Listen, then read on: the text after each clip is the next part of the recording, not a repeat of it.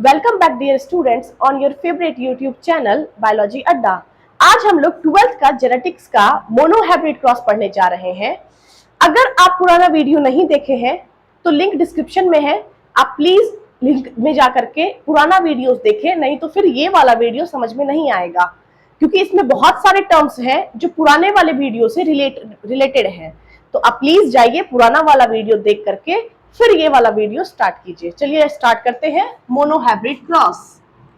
Mono hybrid cross.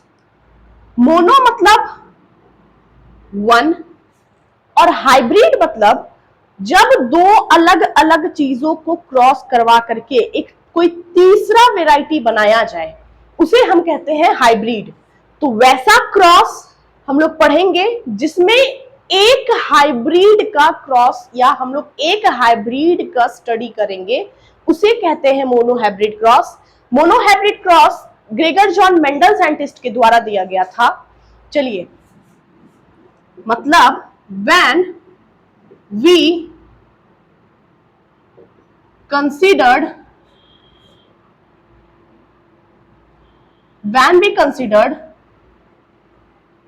the inheritance of one character, the inheritance of one character in at a time in a cross. जब एक cross में एक time पे एक character का हम लोग इनहेरिटेंस को स्टडी करेंगे उसे कहते हैं मोनोहाइब्रिड क्रॉस। यानी कि एक क्रॉस में एक टाइम पे जब एक ही कैरेक्टर्स के बारे में स्टडी कर रहे हैं तो उसे कहेंगे मोनोहाइब्रिड क्रॉस। एग्जाम्पल देखते हैं। टॉल, एक प्लांट है टॉल और दूसरा प्लांट है ड्वार्फ। ठीक है, एक प्लांट है टॉल, दूसरा प्लांट है ड्वार्फ। तो क्या ये एक ही कैरेक्टर है? दोनों तो स्टेम का हाइट का एक ही कैरेक्टर है ना। इन दोनों का कैरेक्टर कैसा हुआ? स्टेम का हाइट। बस ये आपका कॉन्ट्रास्टिंग कैरेक्टर है, उल्टा पुल्टा, पर कैरेक्टर तो एक ही है ना, स्टेम का हाइट। तो ये आपका हो गया पेरेंटल जनरेशन। पेरेंटल जनरेशन, इसको हम लोग जीन्स को पेयर में रिप्रेजेंट करते हैं। और लास्ट प्रीवियस वीडियो में मैंने बताया है कि टॉल को रिप्रेजेंट करने का, डोमिनेंट वाले को रिप्रेजेंट करने का तरीका है कैपिटल टी। स्मॉल टी से हम लोग रेसेसिव वाले को रिप्रेजेंट करेंगे। अब हम लोग क्रॉस करवाते हैं। क्रॉस करवाने का सबसे आसान तरीका है इसके पहले को, तो क्या बना? कैपिटल टी और स्मॉल टी।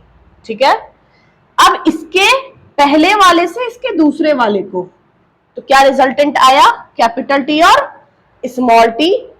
क्या पहले वाले का क्रॉस दोनों इस साइड के क्रॉस से हो चुका है?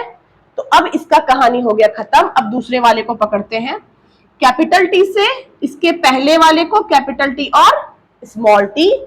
अगेन इस वाले से क्रॉस करेंगे इस वाले को। ये जो आपका पेरेंट को क्रॉस कराने के बाद रिजल्ट आया है इसे हम कहते हैं F1 जनरेशन। ये कहलाता है F1 जनरेशन। ठीक है, जब पेरेंट को क्रॉस करवा करके जनरेशन आए उसे कहते हैं F1 जनरेशन। और F1 जनरेशन का करवाएंगे सेल्फिंग। सेल्फिंग का मतलब होता है सेम टाइप से क्रॉस करवाना। मतलब जब इस टाइप के जीन को इसी टाइप के जीन से क्रॉस करवाएंगे उसे कहते हैं सेल्फिंग। सेल्फिंग मतलब सेल्फ, और अपने जैसे से ही अपने जैसे को क्रॉस कराना। तो क्रॉस करवाएंगे capital T small T into capital T और स्मॉल टी। ये हुआ आपका सेल्फिंग। सेम इसी तरह से फिर से कैपिटल टी स्मॉल टी। इसका पहला का दोनों का काम हो गया है तमाम। अब दूसरे वाले से इसको कैपिटल टी स्मॉल टी और फिर दूसरे वाले से capital small T and small T. तो आपका रिजल्टेंट कैसा है, मैं यहां लिख रही हूं, 4 रिजल्टेंट आया है, एक कैपिटल टी, दूसरा कैपिटल टी स्मॉल टी, तीसरा कैपिटल टी स्मॉल टी और स्मॉल टी। ये आया आपका F2 जनरेशन, ये दूसरा जनरेशन। जब F1 को सेल्फिंग कराने के बाद, क्रॉस कराने के बाद जो जनरेशन आए उसे कहते हैं F2 जनरेशन। जब पहला जो क्वेश्चन में दिया हुआ है उसे क्रॉस कराते हैं तो वो पैरेंटल जनरेशन। पैरेंटल जनरेशन को क्रॉस कराने के बाद जो रिजल्ट है वो F1 जनरेशन। F1 जनरेशन को जब हम लोग सेम टाइप से क्रॉस कराएंगे उसे कहेंगे सेल्फिंग, और सेल्फिंग के बाद आपका रिजल्ट ये आया है, एक कैपिटल टी प्योर डोमिनेंट, ये दोनों हाइब्रिड और ये रेसेसिव। तो इसका अब हम लोग निकालेंगे फिनोटाइप रेशियो और जीनोटाइप रेशियो। फिनोटिपिक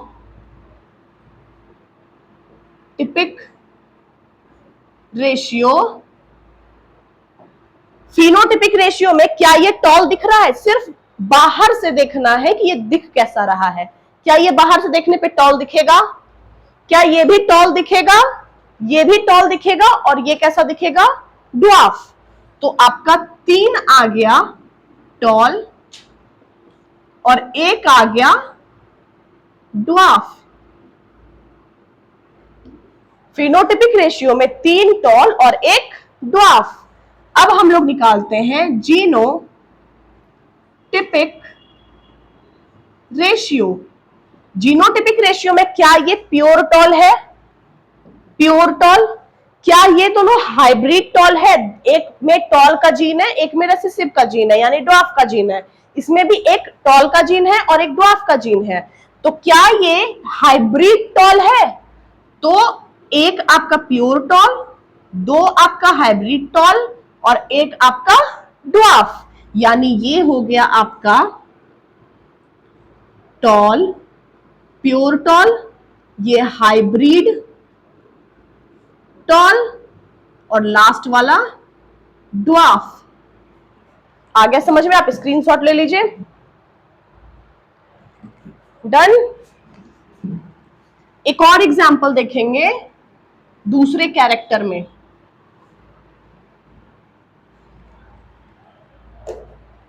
एक देखते हैं हम लोग सीड शेप में। सीड शेप होता है राउंड और दूसरा रिंकल्ड, ठीक है?